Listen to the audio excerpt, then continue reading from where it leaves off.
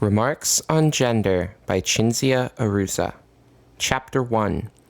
Patriarchy and/or Capitalism, Reopening the Debate.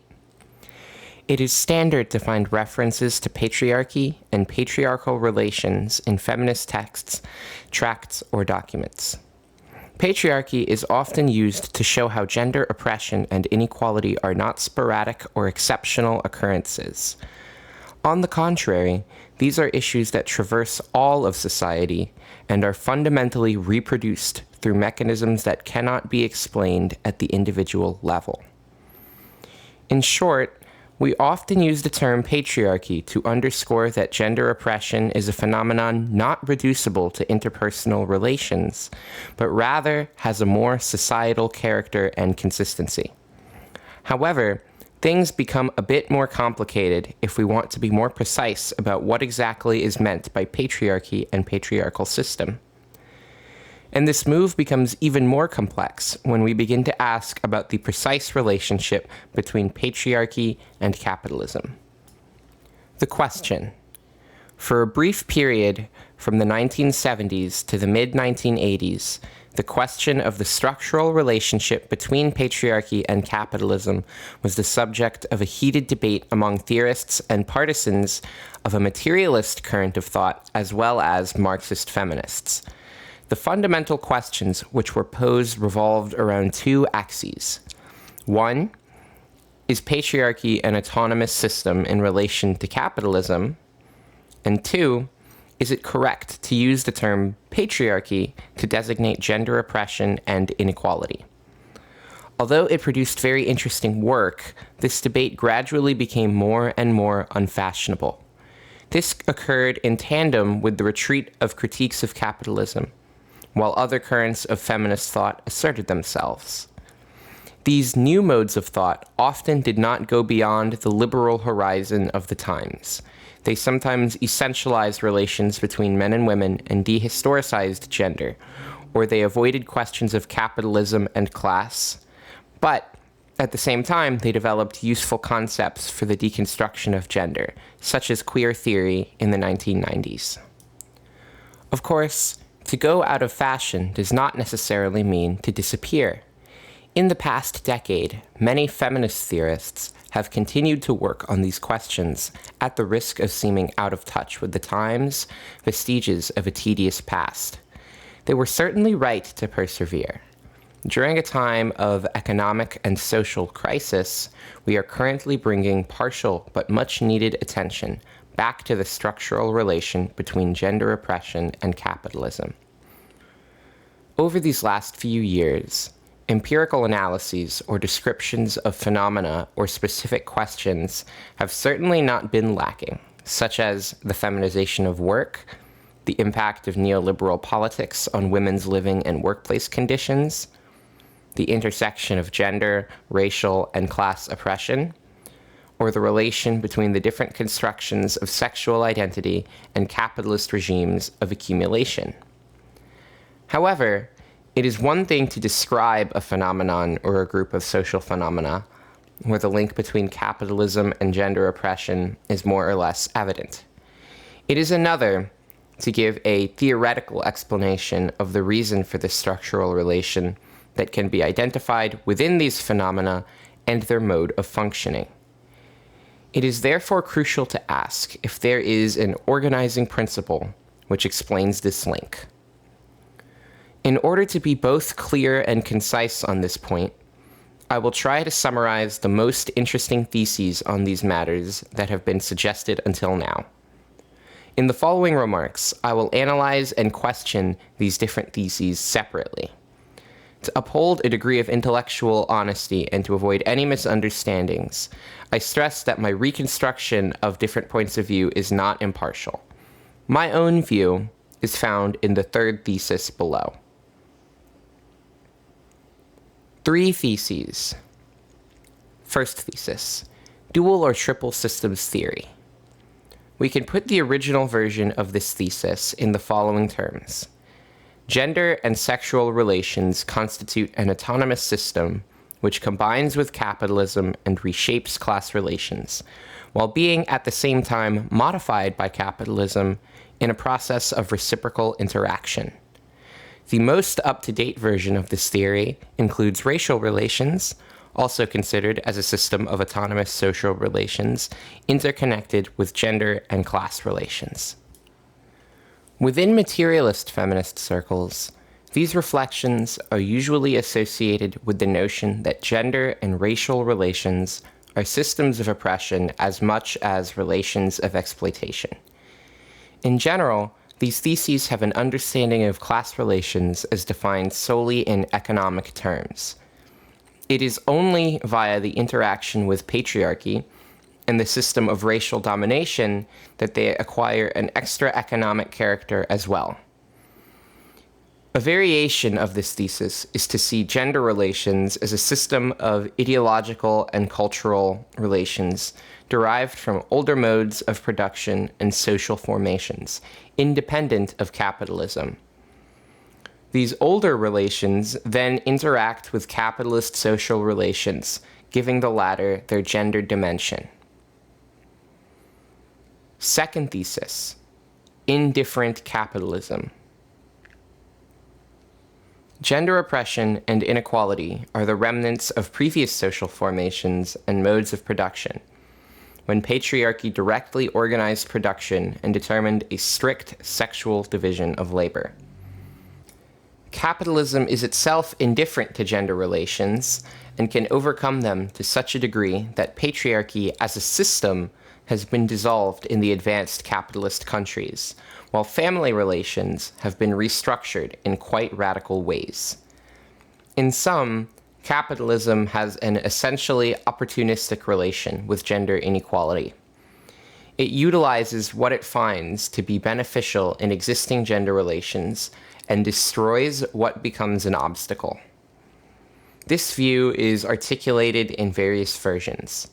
Some claim that within capitalism, women have benefited from a degree of emancipation unknown in other kinds of society, and this would demonstrate that capitalism as such is not a structural obstacle to women's liberation. Others maintain that we should carefully distinguish between the logical and historical levels. Logically, capitalism does not specifically need gender inequality and could get rid of it. Historically, things are not so simple. Third thesis, the unitary thesis. According to this theory, in capitalist countries, a patriarchal system that is autonomous from capitalism no longer exists. Patriarchal relations continue to exist, but without being part of a separate system. To deny that patriarchy is an autonomous system under capitalism is not to deny that gender oppression really exists, permeating both social and interpersonal relations. In other words, this thesis does not reduce every aspect of oppression to simply a mechanistic or direct consequence of capitalism, nor does it seek to offer an explanation solely in economic terms.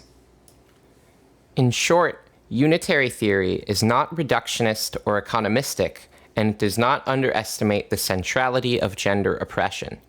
Proponents of the unitary theory disagree with the idea that today patriarchy would be a system of rules and mechanisms that autonomously reproduce themselves.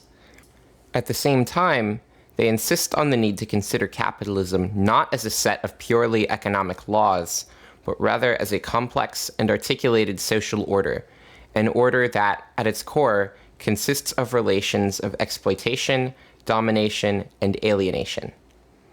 From this point of view, the task today is to understand how the dynamic of capital accumulation continues to produce, reproduce, transform, and renew hierarchical and oppressive relations, without expressing these mechanisms in strictly economic or automatic terms. Chapter 2. 1, 2, or 3 systems. In 1970, Christine Delphi wrote an article called The Main Enemy, in which she theorized the existence of a patriarchal mode of production, its relation to, as well as its non-correspondence with, the capitalist mode of production, and the definition of housewives as a class in the strictly economic sense of the term. 9 years later, Heidi Hartman published her own article, The Unhappy Marriages of Marxism and Feminism, in which she argued for the thesis that patriarchy and capitalism are two autonomous systems, but also historically interconnected. For Hartman, capitalist laws of accumulation are indifferent to the sex of labor power, and if there arises a need for capitalism to create hierarchical relations in the division of labor, racism and patriarchy determine the distribution of the hierarchical positions and the specific way these are utilized. This thesis eventually took on the name of dual systems theory. In her 1990 book, Theorizing Patriarchy, Sylvia Walby reformulated the dual systems theory by adding a third, the racial system, and also sought to understand patriarchy as a variable system of social relations composed of 6 structures: the patriarchal mode of production, patriarchal relations in wage labor and salaried labor, patriarchal relations in the state, male violence, patriarchal relations in the sphere of sexuality, and patriarchal relations in cultural institutions. These 6 structures reciprocally condition each other while remaining autonomous. They can also be either private or public. More recently, Danielle Kergot has theorized the consubstantiality of patriarchal race and class relations. These are 3 systems of relations based on exploitation and domination which intersect and are of the same substance, exploitation and domination, while being distinct, like the 3 persons of the Holy Trinity. This brief survey of authors and essays is only one example of the different ways in which the intersection of the patriarchal system and capitalist system has been theorized, and the ways in which one system is distinguished from the other. There are others too, but for limits of space, I am forced to limit my analysis to these examples, which are among the most clear while remaining the most systematic and complex. As I have already shown, the difficulty within this debate concerns the definition of patriarchy. There is not a uniform definition, but more of a set of propositions, some of which are compatible with each other, while others are contradictory. Since I cannot analyze all of these definitions, I propose, for now, to focus on the concept of the patriarchal system, understood as a system of relations, both material and cultural, of domination and exploitation of women by men. This is a system with its own logic that is, at the same time, malleable to historical changes in an ongoing relation with capitalism. Before analyzing the problems presented by this theoretical approach, we should define exploitation and make some distinctions. From the point of view of class relations, exploitation is defined as a process or mechanism of the expropriation of a surplus produced by a producing class for the benefit of another class. This can happen either through automatic mechanisms, such as the wage, or the violent expropriation of the other's labor. This was the case with the corvée, by which the feudal lords constrained the serfs through imposed authority and violent coercion. Capitalist exploitation, in the Marxist sense, is a specific form of exploitation that consists in the extraction of the surplus value produced by the worker for the benefit of the capitalist. Generally, in order to talk about capitalist exploitation, there must exist generalized commodity production, abstract labor, socially necessary labor time, value, and the wage form. I'm clearly leaving out other hypotheses, such as those based on the real subsumption of society in its totality, as defended by the workerist and post-workerist traditions. Confronting this view and its consequences for understanding gender relations would take up another article. In loosely defined terms, the extraction of surplus value for Marx is the secret of capital, in the sense that it constitutes the origin of socially produced wealth and its modes of distribution. Exploitation as the extraction of surplus value is not the only form of exploitation within capitalist society. To be simplistic, we can say that an employee in an unproductive sector, in value terms, is also exploited through the extraction of surplus labor. And the wage rate, living conditions, and workplace conditions of a shopkeeper can, of course, be worse than that of a factory worker. In addition, beyond the slightly economistic tendencies of past misunderstandings and debates, it is important to note that from a political point of view, the distinction between productive and unproductive workers, in terms of value or surplus value production, is practically irrelevant. Strictly speaking, the mechanisms and forms of organization and division of the labor process are much more important. Let us return now to the dual systems theory and to the problem of patriarchy. First problem. If we define patriarchy as a system of exploitation, it logically follows that there is an exploiting group and an exploited group, or, better, an expropriating class and an expropriated class. Who makes up these classes? The answers can be all women and all men, or only some women and some men. In the example cited by Delphi, housewives and the adult male members of their families. If we talk about patriarchy as a system of exploitation in the public sphere, the notion can arise in which the state is the exploiter or expropriator.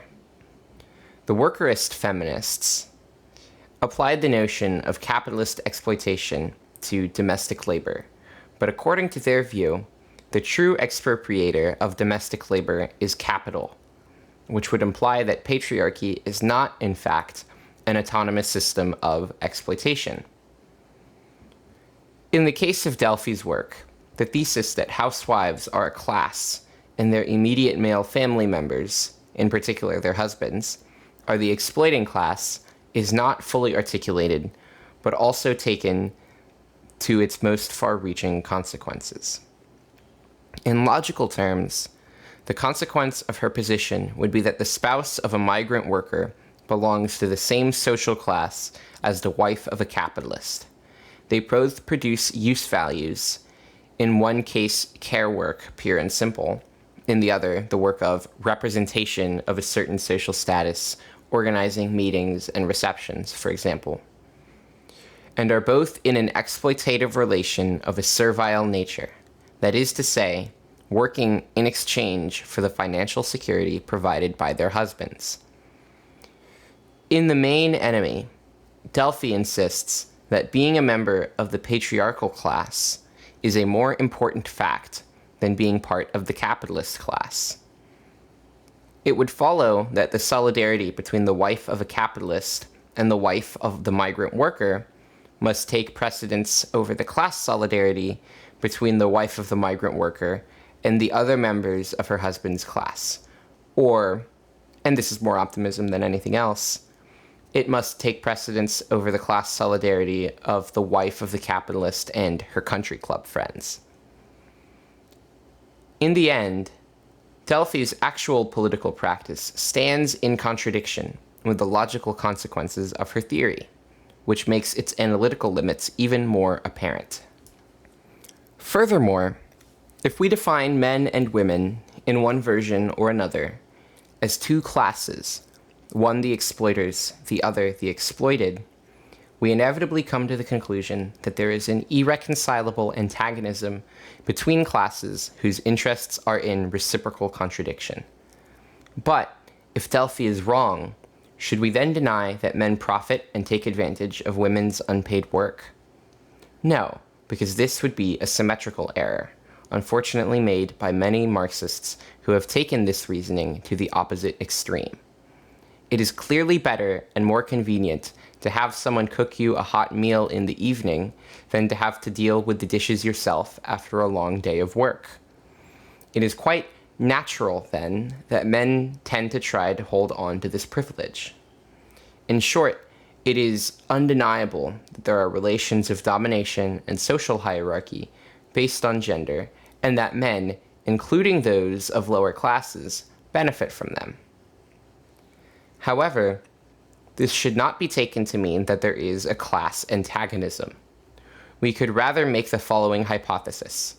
In a capitalist society, the complete or partial privatization of care work, that is, its contradiction within the family, whatever the type of family, and including single-parent households, the lack of large-scale socialization of this care work through the state or other forms, all this determines the workload that must be maintained within the private sphere, outside of both the market and institutions. The relations of gender oppression and domination determine the mode and scale in which this workload is to be distributed, giving way to an unequal division. Women work more while men work less. But there is no appropriation of a surplus. Is there evidence to the contrary? A simple thought experiment will do. A man would lose nothing in terms of workload if the distribution of care work were completely socialized instead of being performed by his wife. In structural terms, there would be no antagonistic or irreconcilable interests. Of course, this does not mean that he is conscious of this problem, as it may well be that he is so integrated into sexist culture that he has developed some severe form of narcissism based on his presumed male superiority, which leads him to naturally oppose any attempts to socialize care work or the emancipation of his wife. The capitalist, on the other hand, has something to lose in the socialization of the means of production. It is not just about his convictions about the way the world works and his place in it, but also the massive profits he happily expropriates from the workers. Second problem. The second problem concerns the fact that those who insist that patriarchal relations today make up an independent system within advanced capitalist societies must face the thorny problem of determining its driving force. Why does this system continually reproduce itself? Why does it persist?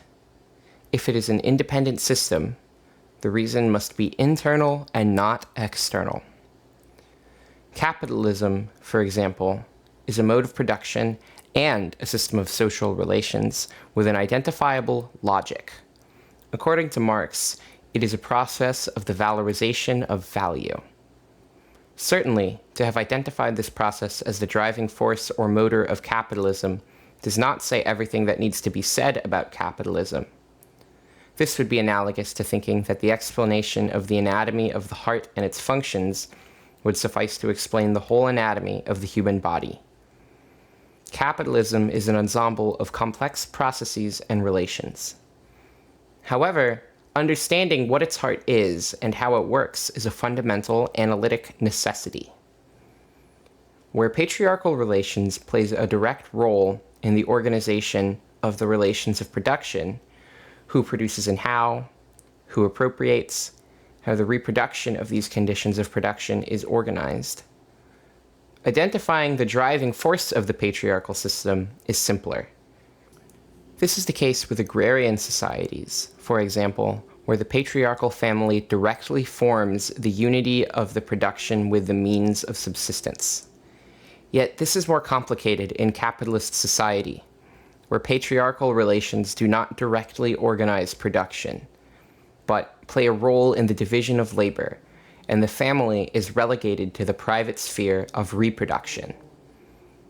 Faced with this question, either one agrees with Delphi and other materialist feminists in seeing contemporary patriarchy as a specific mode of production, but would then have to face all the challenges I noted above, especially the intractable problem of who, in this conception, would make up the exploiting and exploited classes, or one simply has to abandon the view that patriarchy is a distinct mode of production, at least in the conventional sense of that term.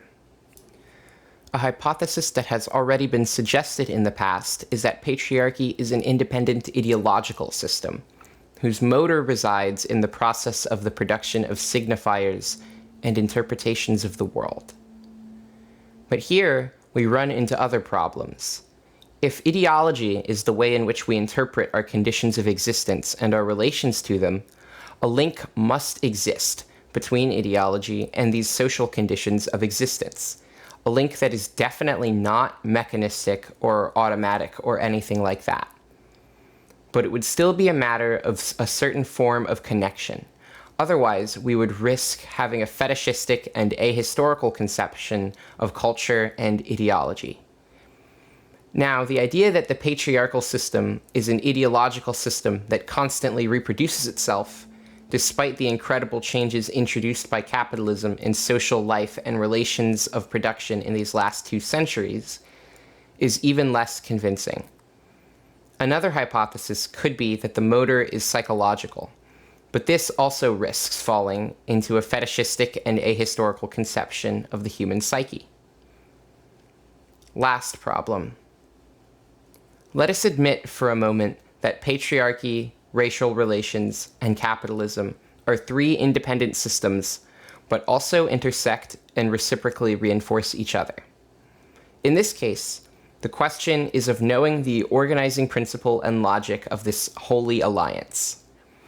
In Kergot's texts, for example, the definition of this relation in consubstantial terms remains a descriptive image, which does not succeed in explaining much. The causes for the intersection between these systems of exploitation and domination remain mysterious, just like with the Holy Trinity. Despite these problems, the dual or triple systems theories, in their different forms, remain implicit influences in many recent feminist theories. In my opinion, this is because these seem to be the most immediate and intuitive kinds of explanation. In other words, these are explanations that reflect how reality as such is manifested. It is evident that social relations include relations of domination and hierarchy based on gender and race that permeate both the social whole and daily life. The more immediate explanation is that these relations all correspond to specific systems, because this is the way they manifest themselves. However, the most intuitive explanations are not always the most correct. Chapter 3. Is it all capitalism's fault? In the last section, I wrote that the conception of patriarchy as an independent system within capitalist society is the most widespread not only among feminist theorists, but also activists. This is because it is an interpretation that reflects reality in the way this appears to us. To speak of modes of appearance does not mean to describe an illusory phenomenon that is to be put in opposition to reality with a capital R. Appearance here refers to the specific way in which the relations of alienation and domination produced and reproduced by capital are experienced by people because of their very same logic. As Daniel Ben-Said has remarked, the critique of political economy is first and foremost a critique of economic fetishism and ideology, which forces us to think in the shadow of capital. This is not a matter of false consciousness, but of a mode of experience determined by capital itself, the fragmentation of our perception of reality. This is a complex discourse, but in order to have an idea of what is to be understood by a mode of experience determined by capital, we have to refer, for example, to the section in the first volume of Marx's Capital on commodity fetishism. Since our perception is fragmentary, and those who have developed an awareness of gender inequality usually experience and perceive it as determined by a logic that is different and separate from that of capital, any denial of the view that patriarchy is an independent system within capitalism inevitably encounters rejections and doubts. The transformation of the family. The most common objection has to do with the historic dimension. How can one affirm that patriarchy is not an independent system when the oppression of women existed before capitalist society? Now, to say that within capitalist society women's oppression and power relations are a necessary consequence of capitalism, and that these phenomena do not have their own independent and proper logic, is not to support the absurd argument that holds that gender oppression originates within capitalism. What is being defended here is a different argument, tied to the particular characteristics of capitalism. Societies in which capitalism has supplanted the preceding mode of production are characterized by a profound and radical transformation of the family.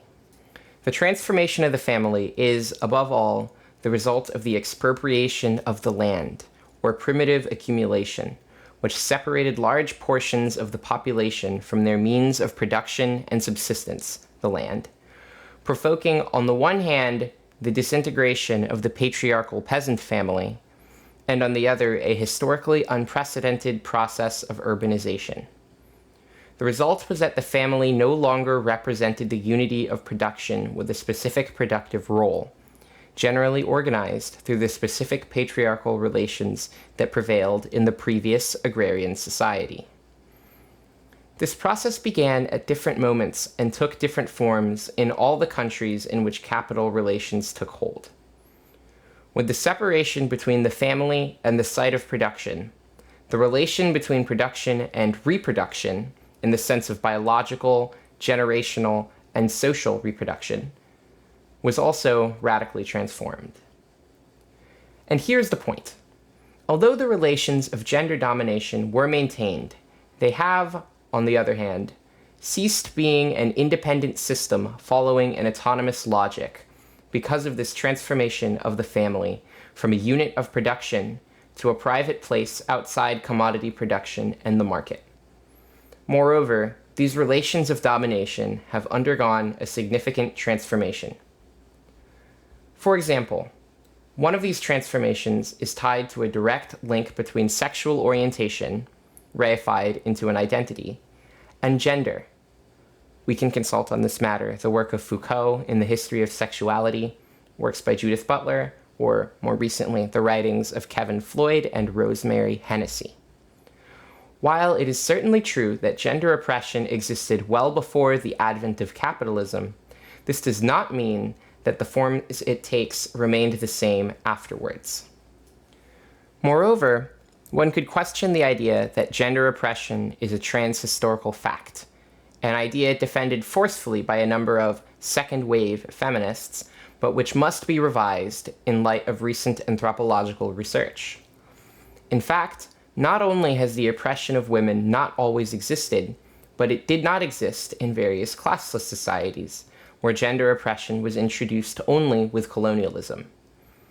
In order to have a better idea of the link between the class relation and the power relations between genders, we can take the example of slavery in the United States. Race and class.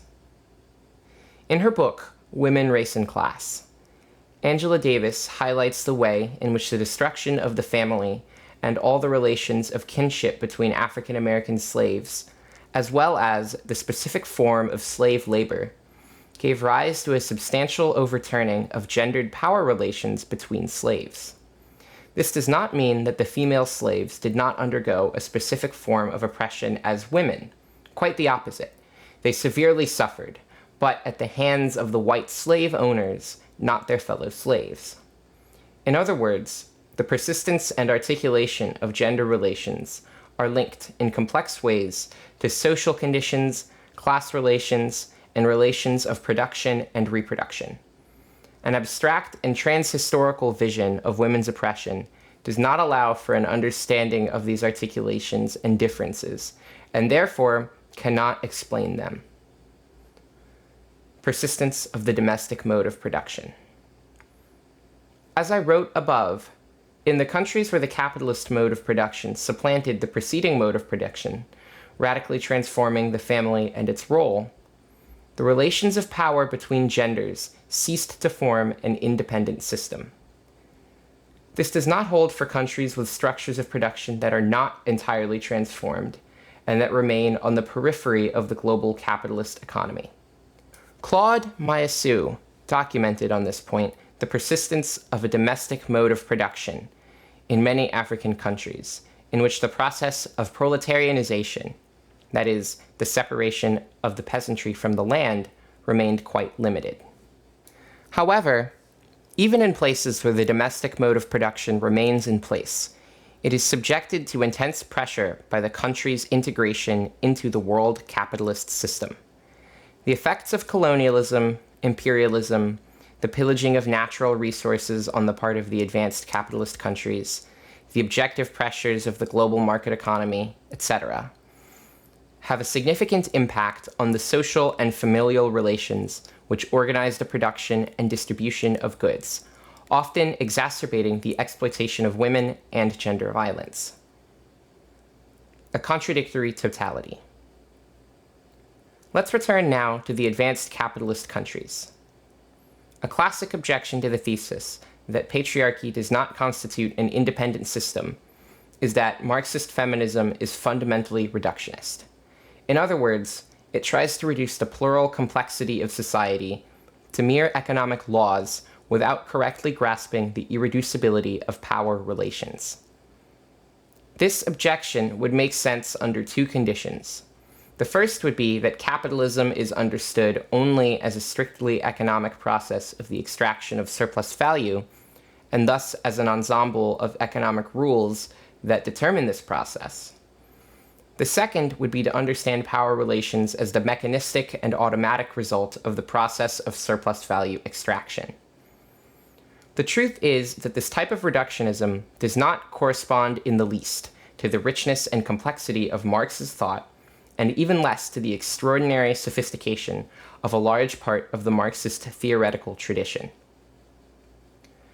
As I already said above, to try to explain what capitalist society is only in terms of surplus value extraction is like trying to explain the anatomy of the human body by explaining only how the heart works.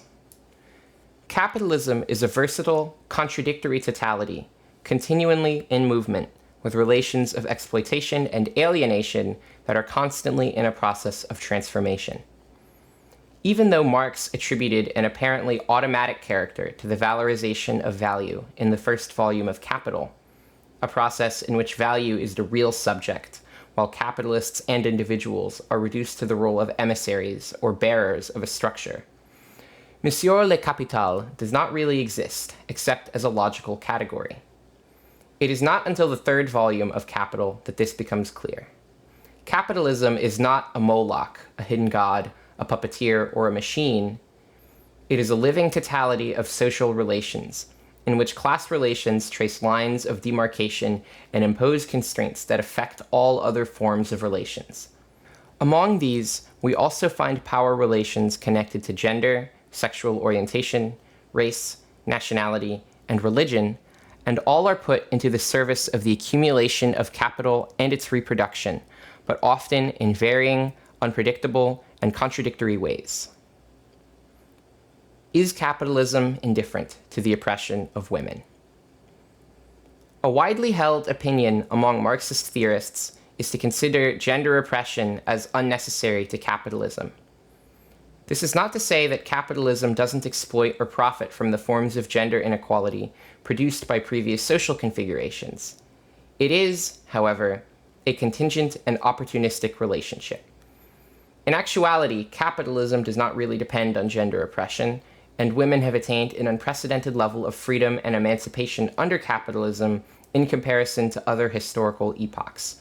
In short, there is not an antagonistic relationship between capitalism and the project of women's liberation. This point of view has been favorably received among Marxist theorists from many different schools of thought, so it is worthwhile to analyze it. We can use an article written by Ellen Meiksins Wood as a starting point. In her article, Capitalism and Human Emancipation, Race, Gender, and Democracy, Wood begins by explaining the fundamental differences between capitalism and the modes of production that preceded it. Capitalism has no intrinsic ties to particular identities, inequalities, or extra economic, political, or juridical differences. Quite the opposite. The extraction of surplus value takes place in the relations between formally free and equal individuals, without any differences in juridical or political status. Capitalism is thus not structurally disposed to the creation of gender inequalities, and it even has a natural tendency to put such differences into question and dilute racial and gender identities. An internal or an opportunistic relationship. Capitalist development also created the social conditions conducive to the critique of these inequalities and to the facilitation of social pressure against them. This has no precedent in previous historical epochs. One only needs to think back to Greco-Roman literature, in which abolitionist positions are practically absent, despite the universal presence of slavery for productive ends. At the same time, capitalism tends to use pre-existing differences inherited from previous societies in an opportunistic manner. For example, gender and racial difference are utilized in order to create hierarchies between the more and less advantaged sectors of the exploited class. These hierarchies are passed off as consequences of natural differences, masking their real nature, namely that they are products of the logic of capitalist competition. This should not be understood as a conscious plan that capitalism follows, but as the convergence of a series of practices and policies which follow from the fact that gender and racial equalities are advantageous from the point of view of the capitalists. Capitalism does indeed instrumentalize gender oppression for its own ends, but it would be able to survive just fine without it. On the other hand, capitalism would not be able to exist without class exploitation. It is crucial to note that the framework of Wood's article is a series of basic political questions about the type of extra economic gains and benefits that can and cannot be obtained in a capitalist society. Her starting point is the shift in attention of social struggles from the economic terrain to non-economic questions: racial and gender emancipation, peace, environmental health, citizenship. And there's the rub. I mention Wood's framework because, on the one hand, her article is based on a sharp separation between the logical structure of capital and its historical dimensions, but on the other hand, it ends up conflating these very same levels, thus reproducing a classic confusion that is unfortunately common in the work of many Marxist theorists who would subscribe to the theses of Wood's article. To put this point more clearly, as soon as we accept this distinction between the logical structure of capital and its historical dimensions, we can then accept the idea that the extraction of surplus value takes place within the framework of relations between formally free and equal individuals, without presupposing differences in juridical and political status. But we can only do this at a very high level of abstraction. That is to say, at the level of the logical structure. From the point of view of concrete history, things change radically. Let's take this issue point by point. 1. Let's start from a fact. A capitalist social formation devoid of gender oppression in its various forms has never existed. That capitalism was limited to the use of pre-existing inequalities in this process remains debatable. Imperialism and colonialism contributed to the introduction of gender hierarchies in societies where they did not exist before, or existed in a much more nuanced way. The process of capitalist accumulation was accompanied by the equally important expropriation of women from different forms of property to which they had access, and professions that they had been able to hold throughout the High Middle Ages. The alternation of processes of the feminization and defeminization of labor contributed to the continual reconfiguration of family relations, creating new forms of oppression based on gender. The advent of the reification of gender identity, starting from the end of the 19th century, contributed to the reinforcement of a heteronormative matrix that had oppressive consequences for women, but not only them. Other examples could be cited. To say that women obtained formal freedoms and political rights, until then unimaginable, only under capitalism, because the system had created the social conditions allowing for this process of emancipation, is an argument of questionable validity. One could, in fact, say the exact same thing for the working class as a whole. It is only within capitalism that the conditions were created allowing for the political emancipation of the subaltern strata, and that this class became a subject capable of attaining important democratic victories. So what? Would this demonstrate that capitalism could easily do without the exploitation of the working class? I don't think so. It is better to drop the reference to what women have or have not obtained. If women have obtained something, it is both because they have struggled for it, and because with capitalism, the social conditions have been favorable to the birth of mass social movements and modern politics. But this is true for the working class as well. 2. It is important to distinguish what is functional to capitalism and what is a necessary consequence of it. The two concepts are different. It is perhaps difficult to show at a high level of abstraction that gender oppression is essential to the inner workings of capitalism. It is true that capitalist competition continually creates differences and inequalities, but these inequalities, from an abstract point of view, are not necessarily gender-related. If we were to think of capitalism as pure, that is, analyze it on the basis of its essential mechanisms, then maybe would be right. However, this does not prove that capitalism would not necessarily produce, as a result of its concrete functioning, the constant reproduction of gender oppression, often under diverse forms. 3. Lastly, we must return to the distinction between the logical level and the historical level. What is possible from logical viewpoint and what happens at the level of historical processes are two profoundly different things. Capitalism always exists in concrete social formations that each have their own specific history. As I have already said, these social formations are characterized by the constant and pervasive presence of gender oppression. Let us suppose, as a thought experiment, that these hierarchies in the division of labor were based upon other forms of inequality: large and small, old and young, fat and skinny, those who speak an Indo-European language versus those who speak other languages, etc. Let's suppose as well that pregnancy and birth are completely mechanized, and that the whole sphere of emotional relationships can be commodified and managed by private services. Briefly, let's suppose all of this. Is this a plausible vision from a historical point of view? Can gender oppression be so easily replaced by other types of hierarchical relations, which would appear as natural and be as deeply rooted in the psyche? These scenarios seem legitimately doubtful. Towards concrete historical analysis. To conclude, in order to respond to the question of whether it is possible for women's emancipation and liberation to be attained under the capitalist mode of production, we must look for the answer at the level of concrete historical analysis, not at the level of a highly abstract analysis of capital. It is indeed here where we find not only Wood's misstep, but also the error of many Marxist theorists who remain fiercely attached to the idea of a hierarchy between principal exploitation and secondary oppression. If we want to pose the political aspect of this question and also be in a position to respond to it, we must have a historical conception of what capitalism is today and what it has been historically. This is one of the points of departure for a Marxist feminism where the notion of social reproduction occupies a central role. Chapter 4.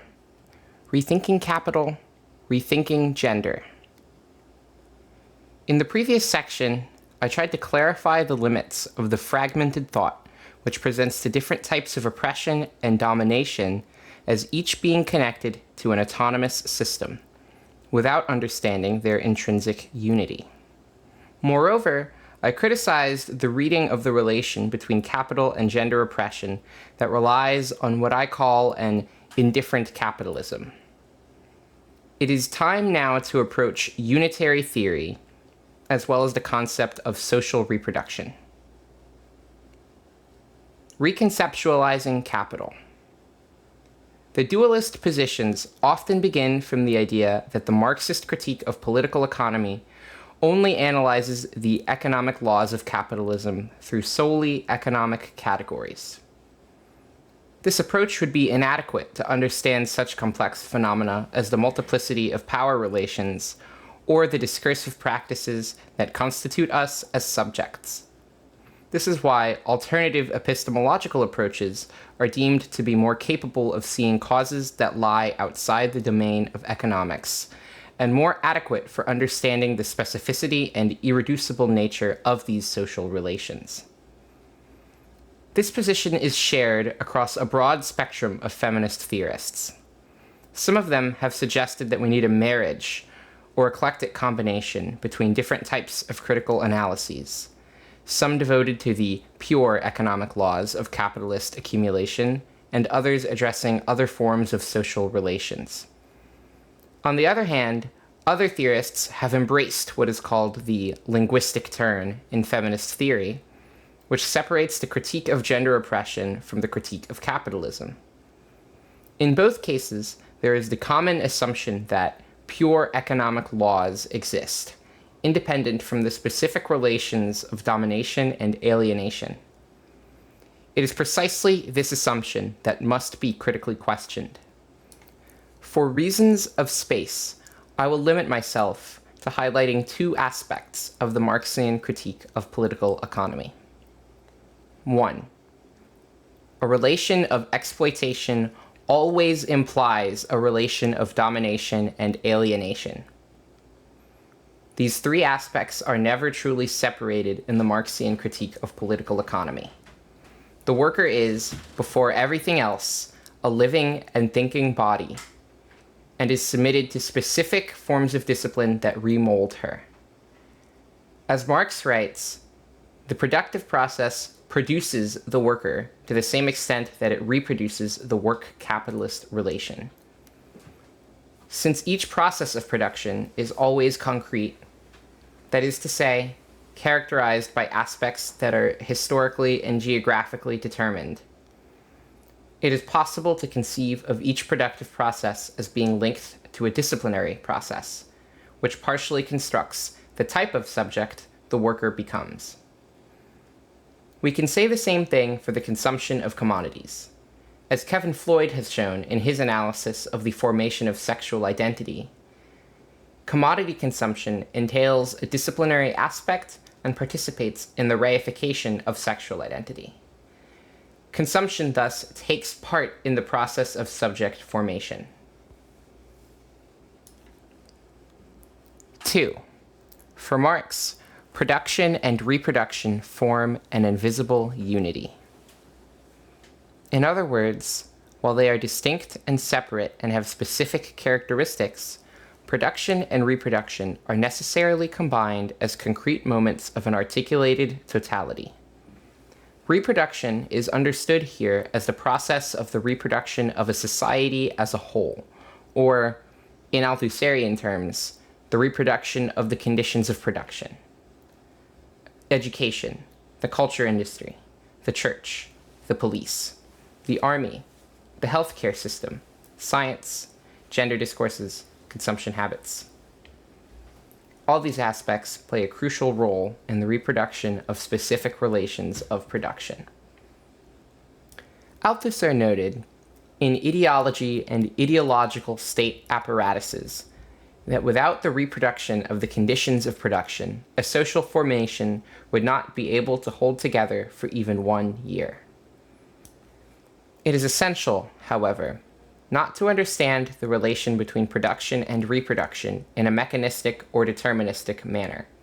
In fact, if Marx understands capitalist society as a totality, he nonetheless does not understand it as an expressive totality. Put otherwise, there is no automatic or direct reflection between the different moments of this totality, art, culture, economic structure, etc., or between one particular moment and the totality as a whole. At the same time, an analysis of capitalism that does not understand this unity between production and reproduction will fall back into a vulgar materialism or economism, and Marx does not make this mistake. Beyond his political writings, Capital itself is proof of this. For example, in the sections on the struggle over the working day or on primitive accumulation. In these passages, one can clearly see that coercion, the active intervention of the state, and class struggle are in fact constitutive components of a relation of exploitation that is not determined by purely economic or mechanical laws. These observations allow us to highlight how this idea that Marx conceives capitalism solely in economic terms is untenable. This is not to say that there have not been reductionist or vulgar materialist tendencies within the Marxist tradition. This means, however, that these tendencies relied on a fundamental misunderstanding of the nature of the Marxian critique of political economy, and a fetishization of economic laws, the latter conceived as static things or as abstract structures rather than as forms of human activity or human relations. As an alternative, opposed assumption to the separation between the purely economic laws of capitalism and other systems of domination amounts to conceiving the unity between production and reproduction as a direct identity.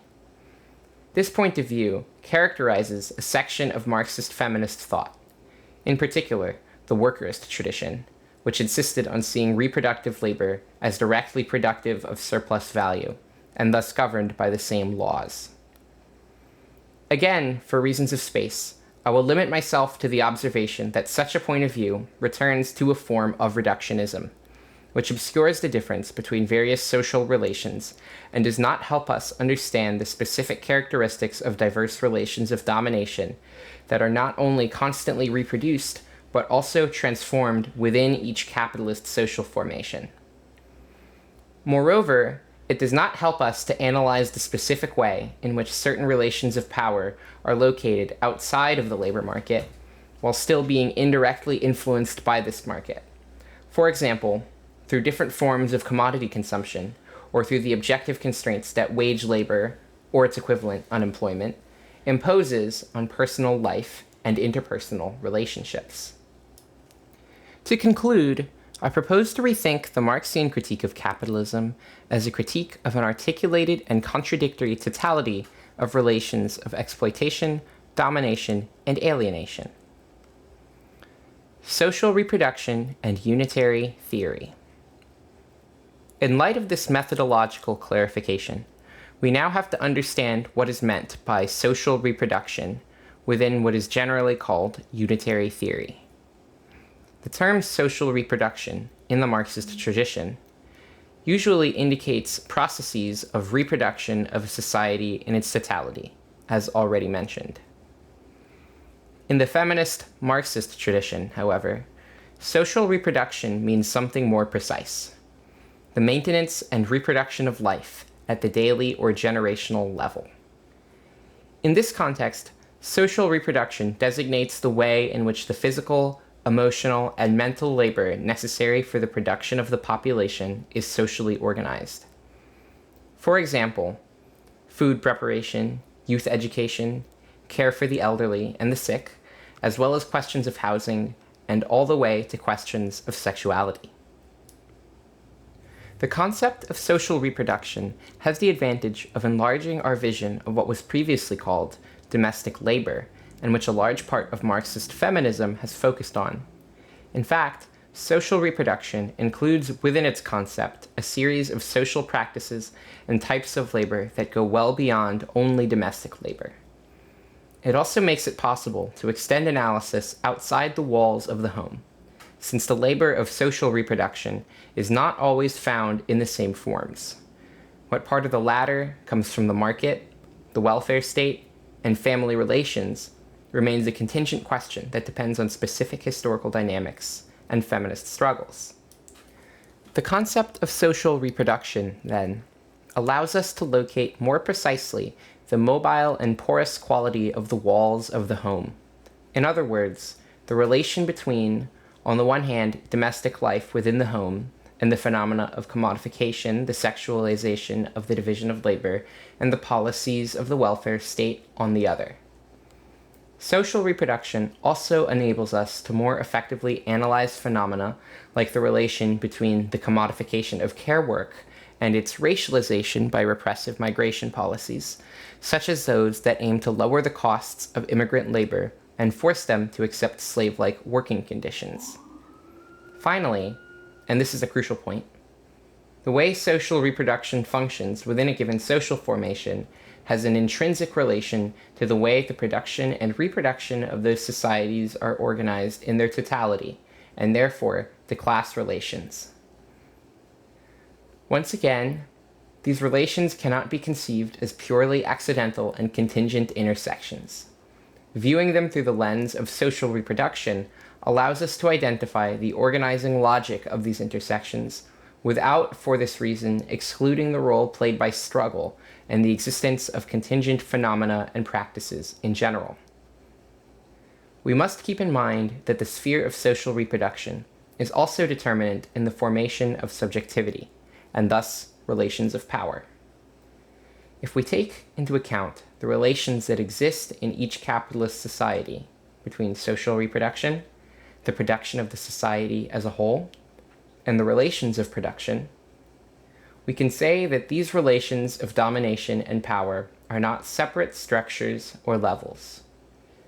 They do not intersect in a purely external manner and do not maintain a solely contingent relation with the relations of production. The multiple relations of power and domination therefore appear as concrete expressions of the articulated and contradictory unity that is capitalist society. This process should not be understood in an automatic or mechanistic manner. As noted before, we must not forget the dimension of human praxis. Capitalism is not a machine or automaton, but a social relation, and as such is subject to contingencies, accidents, and conflicts. However, contingencies and conflicts do not rule out the existence of a logic, namely capitalist accumulation, that imposes objective constraints not only on our praxis or lived experience, but also on our ability to produce and articulate relations with others, our place in the world, and our relations with our conditions of existence.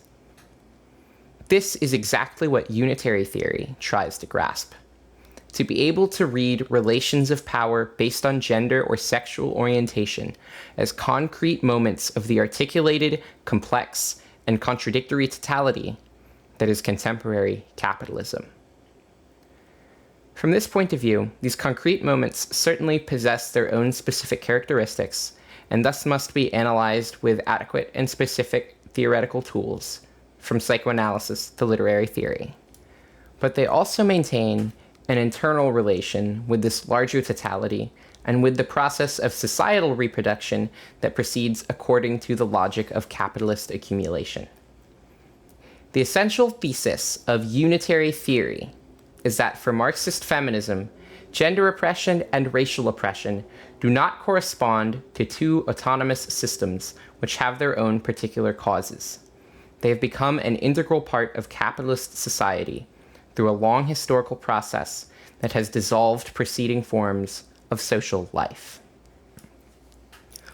From this point of view, it would be mistaken to see both as mere residues of past social formations that continue to exist within capitalist society for reasons pertaining to their anchoring in the human psyche or in the antagonism between sexed classes, etc.